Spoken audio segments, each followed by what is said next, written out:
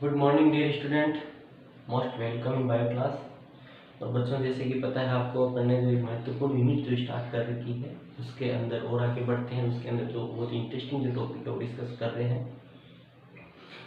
उसके अंदर जो अपन ने चालू कर रखा है वो अध्यावरण तंत्र चालू कर रखा है। और अध्यावरण तंत्र क्या होता है आपको मैंने प्रीवियस वीडियो लेक्चर से पहले जो वीडियो लेक्चर से बताया था। और जो अध्यावरण तंत्र क्या होता है, त्वचा और त्वचा के जो व्युत्पन्न होते हैं वो मिलकर अध्यावरण तंत्र का निर्माण। त्वचा का मतलब क्या होता है, त्वचा तो है ही, ठीक है। और त्वचा के व्युत्पन्न क्या हो गए, जैसे श्वेत ग्रंथियाँ हो गई, रोम हो गए, है ना, और जो ग्रंथि हैं, तो ये सब सम्मिलित रूप से क्या कहते हैं, इनको क्या कहते हैं, अध्यावरण तंत्र बोलते हैं। मतलब इनको सम्मिलित रूप से जिसमें अपना अध्ययन करते हैं वो अध्यावरण तंत्र, अध्यावरण करने तंत्र कहते हैं, ठीक है।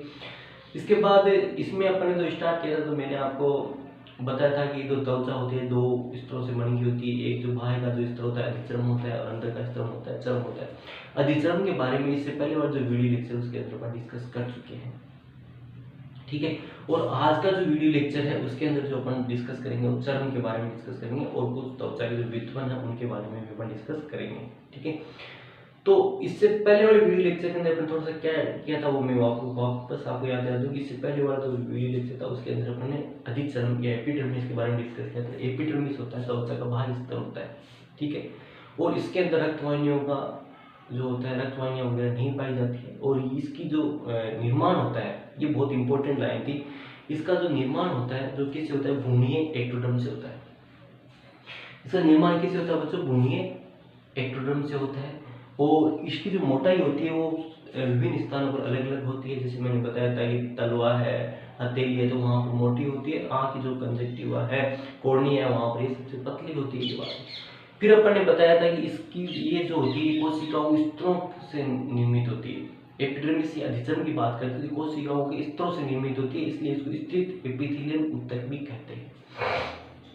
फिर अपन ने डिस्कस की थी बच्चों की इसकी जो होती है अधिचर्म होती है 5 स्तरों से मिलकर बनी होती है। 5 स्तर के बारे में अपन ने डिस्कस किया था। ये अधिचर्म, ठीक है, सबसे अंदर का जो स्तर होता है, ठीक है, ये इसको अपन ने अंकुरण स्तर बोला था, ठीक है। इसको स्टेटम जर्मेटम बोलते हैं। इसके बाद सूल स्तर था जिसको स्टेटम स्पाइनोसम बोलते हैं। इसके बाद कणी स्तर था, ठीक है, जिसको स्टेटम ग्रैनुलोसम बोलते हैं। और उसके बाद स्वच्छ स्तर था, है ना, स्वच्छ स्तर था जिसको क्या बोलते हैं, स्टेटम ल्यूसिडियम बोलते हैं, जिसके अंदर इलेडिन पाया जाता है। और इसके अंदर कणी स्तर के अंदर क्या होता है आपको पता ही है, इसके अंदर क्या है, क्रिएटोहाइलिन नाम प्रोटीन के जो कण पाए जाते थे। फिर उसके बाहर सबसे बाहर था आप स्टेटम कॉर्नियम, ठीक है। स्टेटम जो कॉर्नियम था उसको किण स्तर बोलते थे, ठीक है। किण, ये कणी स्तर, ये किण स्तर, ठीक है, ये कणी और ये था किण स्तर, इसको स्टेटम कॉर्नियम बोलते थे। सबसे बाहर स्तर था जो सेल की कोशिकाओं और से बना होता है और उसकी जो परतें होती है वो भर्ती करती है, ठीक है। तो ये अपन ने पहले वीडियो लेक्चर में डिस्कस किया था और इसी प्रकार से आपको याद हो गया होगा, ठीक है। अब जो इसके अंदर एक नेक्स्ट जो इसके अंदर परिभाषा दे दी वो आती है श्रृंगी भवन की, कि भाई श्रृंगी भवन क्या होता है, केराटिनाइजेशन क्या होता है। केराटिनाइजेशन क्या होता है, एक परिभाषा दे दी, 1 नंबर क्वेश्चन बन सकता है, तो अपने से बात करते हैं, ठीक है। केराटिनाइजेशन क्या होता है इस पे ध्यान देना। श्रृंगी भवन हिंदी में क्या बोलते हैं, श्रृंगी भवन, केराटिनाइजेशन, ठीक है। केराटिनाइजेशन का मतलब है बच्चों कि अधिचर्म की बाह्य कोशिकाओं में, तो अधिचर्म की बाह्य कोशिकाएं कौन सी हो सकती है, आपके स्टेटम जो होती है कॉर्नियम की हो सकती है, किन स्तर की, तो अधिचर्म की बाह्य कोशिकाओं में निर्जीव केराटिन के निर्माण की प्रक्रिया को केराटिनाइजेशन या श्रृंगी भवन कहते हैं। समझ गए, निर्जीव केराटिन के निर्माण, क्योंकि केराटिन क्या होता है, निर्जीव हो जाता है ना। और बात करें तो बाहरी कोशिकाओं में जो निर्जीव केराटिन बनने की प्रक्रिया है उसको केराटिनाइजेशन और श्रृंगी भवन कहते हैं। और अपन बात करते हैं कि इन जो जंतुओं के अंदर इस क्रिया के द्वारा, है ना, बाह्य कंकाल का निर्माण होता है, जैसे नाखून बनते हैं, सींग बनते हैं, ठीक है, बाल बनते हैं, और जो ये रक्षात्मक जो है अंगों का निर्माण होता है, जो एक बाह्य कंकाल के भाग होते हैं। ठीक है, तो इसके द्वारा अपन बात कर सकते हैं इस प्रक्रिया द्वारा सूक्ष्म हेतु बाह्य कंकाल के विभिन्न अंग बनते, जैसे बाल, नाखून, जो सींग वगैरह हो गए पशुओं के अंदर, तो इनका निर्माण जो होता है वो इसी संघी भवन की प्रक्रिया के द्वारा ही होता है, केराटिनाइजेशन की प्रक्रिया के द्वारा होता है। तो आपको ये पूछ सकता है कि संघी भवन क्या होता है, तो मैंने बता दिया कि संघी भवन का मतलब क्या है बच्चों, कि अधिचरण की बाह्य कोशिकाओं, ठीक है, अधिचरण की बाह्य कोशिकाओं निर्जीव केराटिन के निर्माण की प्रक्रिया को केराटिनाइजेशन कहते हैं। ठीक है, संघी भवन कहते हैं। और इस प्रक्रिया के द्वारा सजीवों के अंदर बात करें तो इस प्रक्रिया के द्वारा जैसे अपन दूसरे सजीव मानव की बात करें, मानव के अंदर क्या होते हैं, नाखून बनते हैं, बाल, जो इस केराटिनाइजेशन प्रोसेस संघी भवन की प्रक्रिया के द्वारा बनते हैं। और पूरे सजीवों की बात करें तो और विभिन्न प्रकार के जो अंग होते हैं, जो बाह्य कंकाल के अंग होते हैं, वो इसी केराटिनाइजेशन प्रोसेस के द्वारा बनते हैं। अब बच्चों आगे की जो बात करते हैं वो बात करते हैं, हम चर्म की बात करते हैं। ठीक है, जो डर्मिस है, अब डर्मिस की बात करते हैं। ठीक है, अब बात करते हैं, हम डर्मिस की बात करते हैं। ठीक है,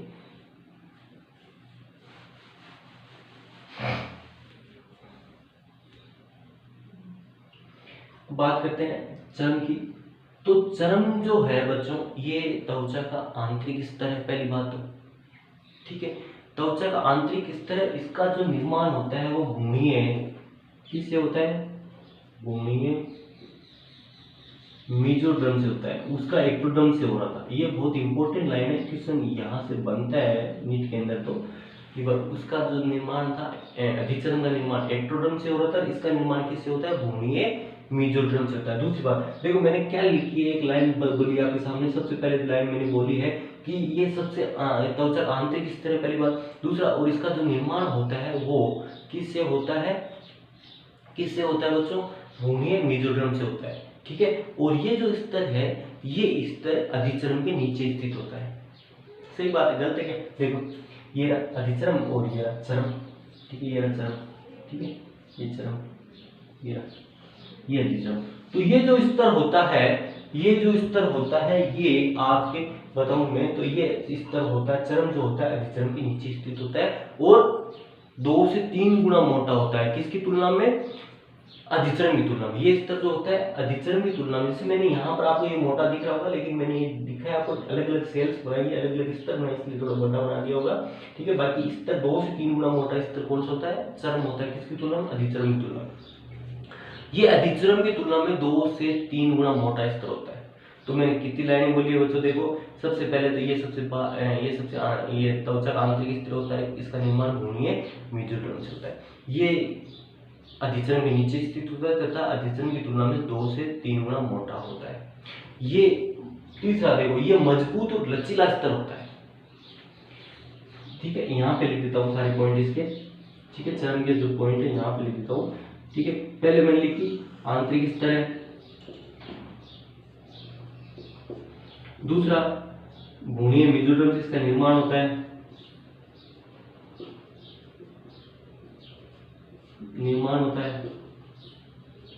ठीक है, फिर मोटा स्तर है 2 से 3 गुना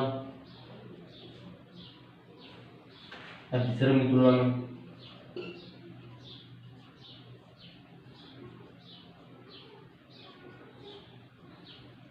ठीक है। फिर बात आती है ये मजबूत व लचीला स्तर है, मजबूत व लचीला स्तर है। और इसका जो निर्माण होता है, इसका निर्माण जो होता है तंतुमय संयोजक से होता है। अपन बात करें इसका जो मुख्य रूप से अपन निर्माण की प्रक्रिया की बात करें तो इसका जो स्तर का जो निर्माण होता है वो किससे होता है बच्चों, इसका जो निर्माण होता है अधिकांश भाग तंतुमय संयोजक का बना होता है। तो यहाँ पर इस स्तर का अधिकांश भाग तंतुमय संयोजी ऊतक का बना होता है। ठीक है, ये देखो ये चरण की बात कर रहे हैं तो आंतरिक स्तर है, भूणी मेसोडर्म से निर्माण होता है। मोटा स्तर होता है तो अधिचरण की तुलना में 2 से 3 गुना मोटा होता है। मजबूत और लचीला स्तर है। ये मजबूत और लचीला स्तर क्यों होता है वो भी मैं बताऊंगा आपको इसमें, ठीक है। और इसका जो निर्माण होता है, इस स्तर का जो अधिकांश भाग का निर्माण होता है, मतलब अपन बात करते हैं तंतु में संयोजित फाइब्रस कनेक्टिव टिश्यू से होता है, ठीक है, मतलब तंतुओं से मिलकर होता है, ठीक है। तंतु बने होते हैं जो संयोजी ऊतक जो अपन बात करते हैं, जो कोलेजन तंतु होते हैं, इलास्टिन तंतु होते हैं, उनसे इसका निर्माण होता है, वो भी अपन बात करेंगे। तो इस तरह अधिकांश भाग तंतु में संयोजी ऊतक से मिलकर बना हुआ होता है। कोई दिक्कत है? अब देखो आगे बात करते हैं। इसमें जो पाए जाते हैं, जो अपन बात करते हैं, इसमें श्वेत कोलेजन तंतु पाए जाते हैं। इसमें क्या क्या पाए जाते हैं इस स्तर के अंदर? तो इस स्तर की बात करें, पूरे चर्म की बात करें, अभी अपने स्तरों की नहीं बात करें, इसके पूरे ही चर्म की बात करें, इस भाग की बात कर रहे हैं, तो इसमें क्या क्या पाए जाते हैं? देखो इसमें श्वेत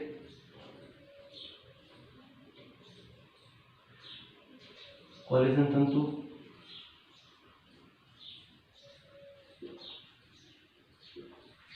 कोमा पीले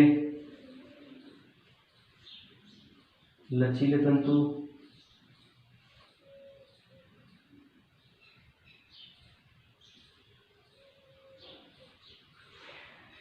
श्वेत कोलेजन तंतु,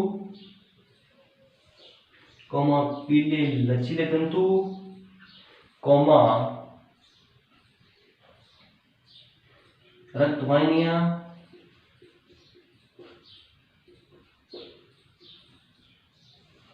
कोमा तंत्रिका संवेदन या तंत्रिका जो रिसेप्टर्स होते हैं वो अपन बोल सकते हैं, है ना।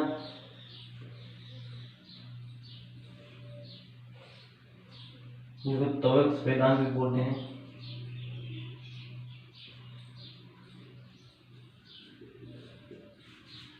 त्वचा ग्रंथियां,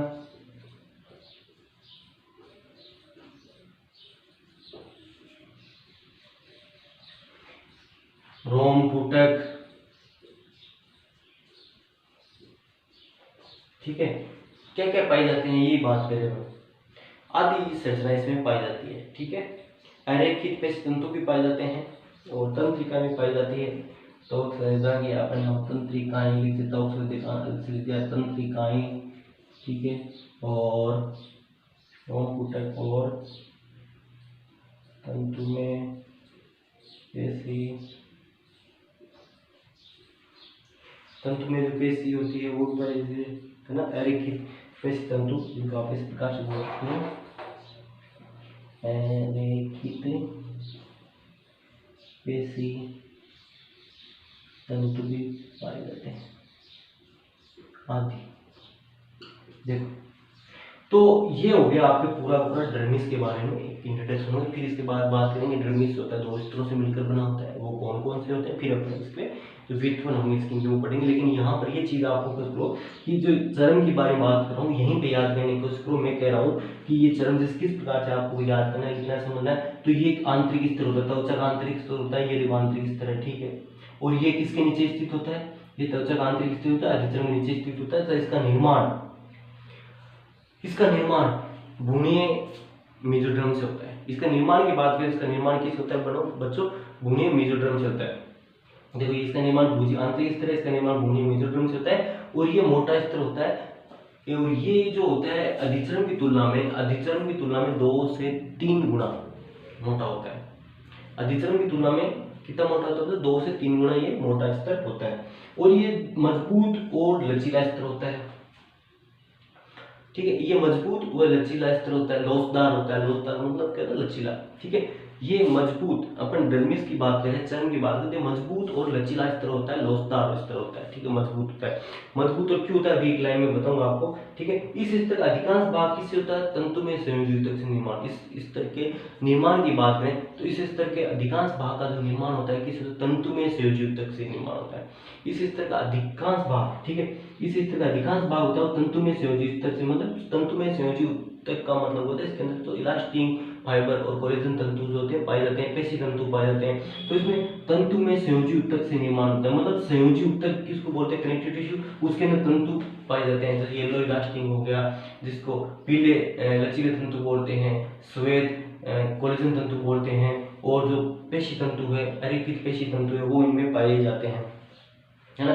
तो इनसे इनका निर्माण होता है, इसलिए इसको बना तंतु में संयोजी युक्तक का बना होता है, अधिकांश बाकी से बना तंतु में संयोजी युक्तक का बना होता है। ठीक है, फिर अपन ने बात की भाई इसके अंदर क्या क्या पाए जाते हैं, भाई इसके अंदर क्या क्या पाए जाते हैं, इसके अंदर क्या पाए जाते हैं, श्वेत कोलेजन तंतु पाए जाते हैं, कि कोलेजन तंतु किस प्रकार के श्वेत होते हैं। ठीक है, दूसरा पीले लचीले तंतु पाए जाते हैं, इनको येलो इलास्टिन फाइबर्स बोलते हैं। तीसरा अरेखित पेशी तंतु पाए जाते हैं, तंतुओं की बात होगी, 3 प्रकार के तंतु पाए जाते हैं, पहला हो गया आपके श्वेत कोलेजन तंतु, दूसरा हो गया पीले लचीले तंतु, तीसरा हो गया आपके अरेखित पेशी तंतु। इसके बाद इसमें रुधिर वाहिनियां पाई जाती है, देखो रुधिर वाहिनी, देखो ये आपके होगी, ये लाल वाली धमनी होगी और ब्लू वाली शिरा होगी। ठीक है, तो इसके अंदर क्या होती है, ये संरचनाएं पाई जाती है। इसके बाद इसमें तंत्रिकाएं पाई जाती है, देखो रक्त वाहिनियां, रुधिर वाहिनियां जिसको बोल सकते हैं, तंत्रिकाएं पाई जाती है जो क्या करती है, संवेदना ग्रहण करती है। ठीक है, ताप और दर्द संबंधी, और इसमें त्वक संवेदनांग भी पाए जाते हैं, रिसेप्टर भी पाए जाते हैं, त्वचा के प्रति सेंसिटिव है। ठीक है, तो ग्रंथियां भी पाई जाती है, ग्रंथि देखो श्वेत ग्रंथि है और तेल ग्रंथि, तो ग्रंथियां भी इसमें पाई जाती है। देखो ये श्वेत ग्रंथि यहाँ पे देखो, इसमें फॉलिकल्स के अंदर देखो यहाँ पे ये तेल ग्रंथि है, और ये जो श्वेत ग्रंथि जो पसीने वाली ग्रंथि है ये, ठीक है, जो बाहर निकलती सीधी सीधी। ठीक है, इस प्रकार से इसमें त्वक ग्रंथियां पाई जाती है, और साथ साथ में इसमें रोम पुटक भी पाया जाता है, ये ना रोम पुटक, ये ना रोम पुटक, ये जो ये रोम पुटक है, ये जिसके अंदर रोम पाया जाता है, इसमें रोम पुटक पाया जाता है, और साथ साथ में से अपना ये कितने से बात करते तो ये संरचनाएं पाई जाती है। तो यहाँ पर एक लाइन जो आई थी इसका अर्थ सुन लो कि मजबूत लचीली होती है, लचीली इसलिए होती है कि इसके अंदर क्या पाए जाते हैं, पीले लचीले तंतु पाए जाते हैं। लचीला किस वजह से होती है, इस तक लचीला इस वजह से होती है कि इसके अंदर पीले लचीले जो तंतु होते हैं वो पाए जाते हैं। मजबूत क्यों होती है, क्योंकि उसमें श्वेत कोलेजन तंतु पाए जाते हैं। ठीक है, तो श्वेत कोलेजन तंतु इसको क्या मजबूती प्रदान करते हैं, याद रखना इस स्तर को, और पीले लचीले तंतु होते हैं उसको लचीलापन प्रदान करते हैं, लोचदार बनाते हैं। तो ये जो कारण है ये किसकी वजह से होता है, इन तंतुओं की वजह से होता है, दोनों तंतुओं की वजह से। पीले लचीले तंतु ये तो क्या लचीलापन प्रदान करेंगे, और कोलेजन तंतु है ये श्वेत कोलेजन तंतु ये इसको क्या मजबूती प्रदान करते हैं। तो बच्चों ये बात हुई। इसके बाद जो आती है कि अपन बात करते हैं कि ये चर्म है 2 भागों में विभाजित किया जा सकता है। अपन जो आगे की स्टडी करें तो इसको चर्म को 2 भागों में विभाजित कर सकते हैं अपन। तो आगे जैसे बात करें तो ये निकालता हूँ।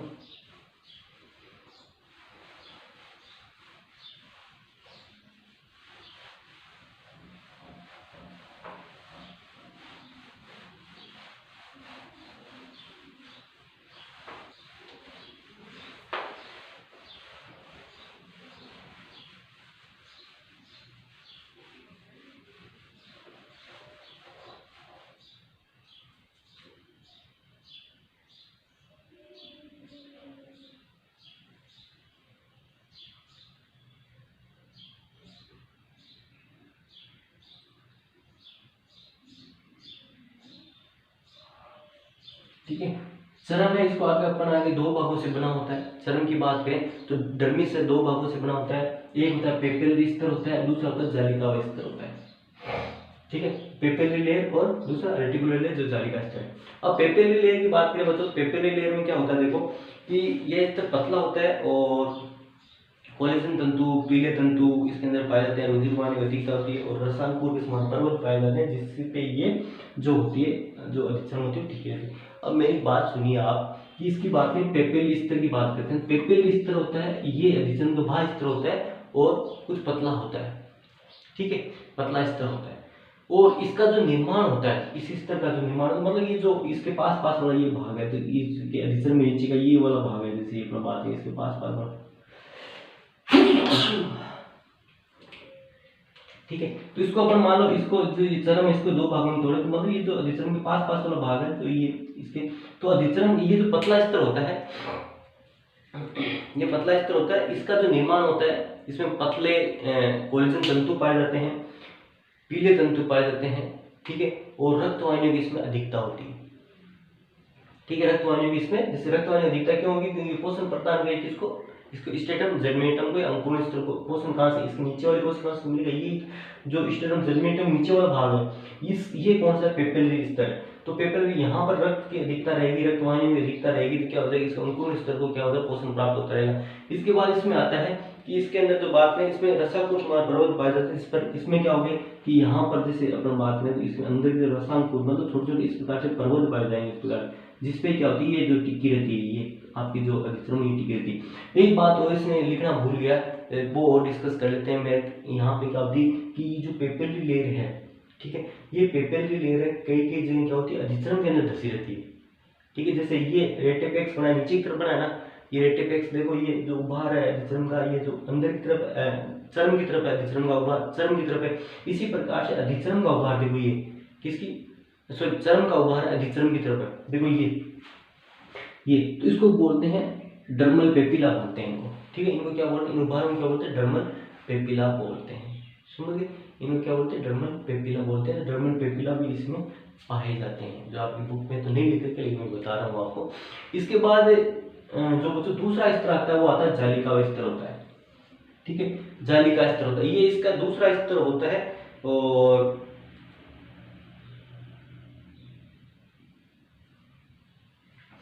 नीचे वाला स्तर जो ये है, जो ऊपर मैंने बताया था, ये तो पेपिलरी स्तर होगा। नीचे वाला जो स्तर होगा, ये वाला स्तर होगा, ये कौन सा हो गया आपका, जालिका स्तर हो गया।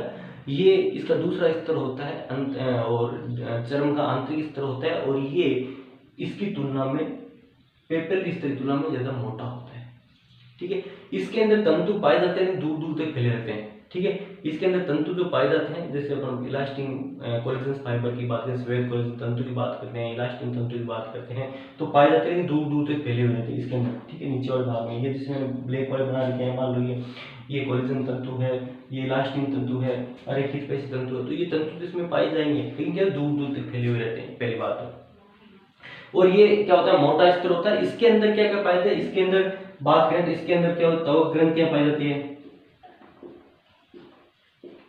ठीक है, तो ग्रंथियां इसके अंदर पाई जाती है, और आपके त्वक संवेदन, रोम पुटिकाएं, है ना,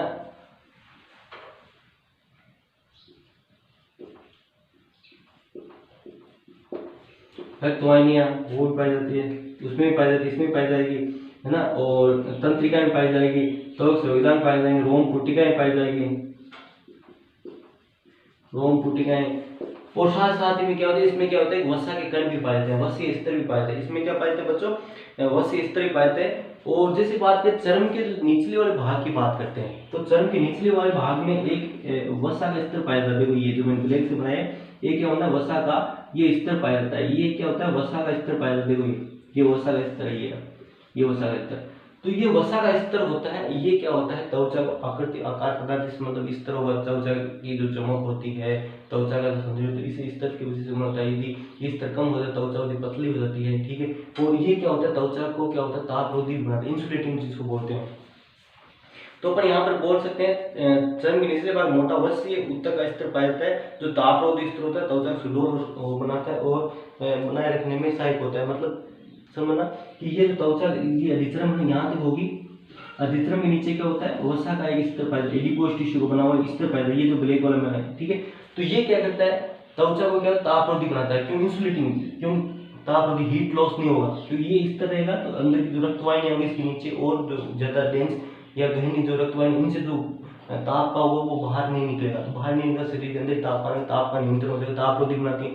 साथ साथ के शरीर को सुडौल बनाने में सहायक, क्यों सुडौल बनाने का मतलब इसके वसा है।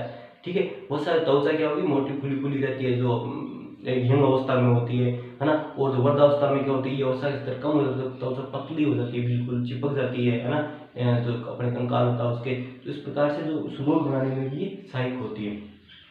तो बच्चों आज की कक्षा के अंदर अपन ने बात की, उस चर्म के बारे में बात की, और मैं उम्मीद करता हूँ इस डायग्राम के साथ में आप सुंदर डायग्राम पूरा पूरा अधिचर्म और चर्म आपको कंठस्थ याद होना चाहिए। कोई दिक्कत हो तो अपन और डिस्कस करेंगे, लेकिन यहाँ तक जैसे हम वीडियो लेक्चर माध्यम जितना मैं आपके लिए प्रोवाइड कर पाता हूँ उतना मैं कर रहा हूँ। ठीक है, और आपके जो क्वेश्चन होंगे वो अपन कभी ऑफलाइन मिलेंगे तब उसमें और डिस्कस करेंगे, लेकिन ये सारी चीज़ें आपको याद होनी चाहिए, इंटरेस्टिंग है, और डायग्राम सुंदर सा आपकी नोटबुक के अंदर होना चाहिए। आज की कक्षा में इतना बहुत है, धन्यवाद।